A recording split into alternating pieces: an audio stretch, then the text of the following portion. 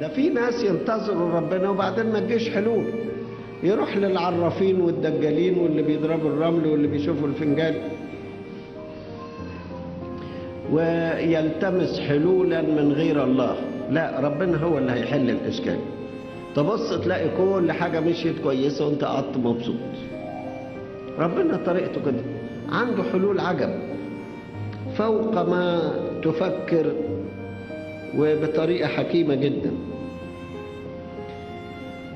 جايز ربنا ما حلهاش دلوقتي، ربما الوقت دلوقتي غير صالح، ربما الحاجة اللي انت بتطلبها ما تنفعكش، ربما هو بيدبر لك حاجة أحسن منها. على رأي اللي قال تطلبون ولا تنالون لأنكم تطلبون رديا.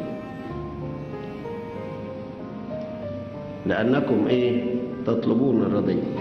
فسيب الأمور واعتمد على مواعيد ربنا، وربنا قال إن نسيت الأم رضيعها لا أنساكم، وربنا قال أنا معكم كل الأيام وإلى انقضاء الدهر.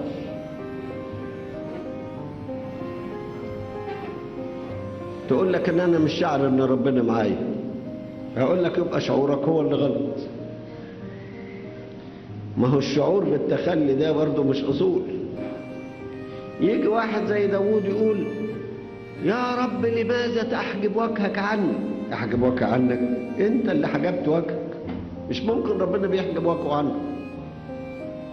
الحزن بيصور للواحد كده. يقف داوود ويقول له لماذا يا رب تقف بعيدا؟ لماذا تختفي في وقت الضيق؟ يقول له أنا عمري ما اختفيت، ما حصلش أبدا إن اختفيت، بس أنت اللي مش شايف.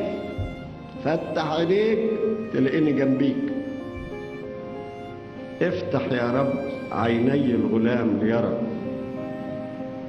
ده ربنا بيحتمل كتير حتى من صلواتنا، حتى من صلواتنا.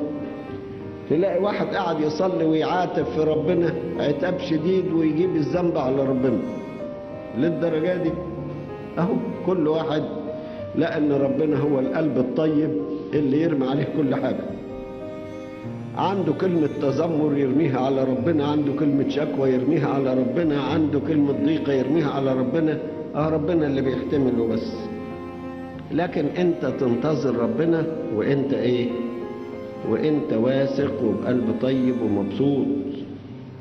من ان الشيطان يقول لك مفيش حل، تقول له لا، هو ذا صوت حبيبي قافز على الجبال وطافر على التلال، انا شايفه هو جاي. خليك كده واثق. شعورك بان ربنا اتأخر عليك هو الشعور الخاطئ. شعورك ان ربنا ما بيشتغلش معاك هو الشعور الخاطئ، لانك عايز تخضع عمل ربنا لحواسك.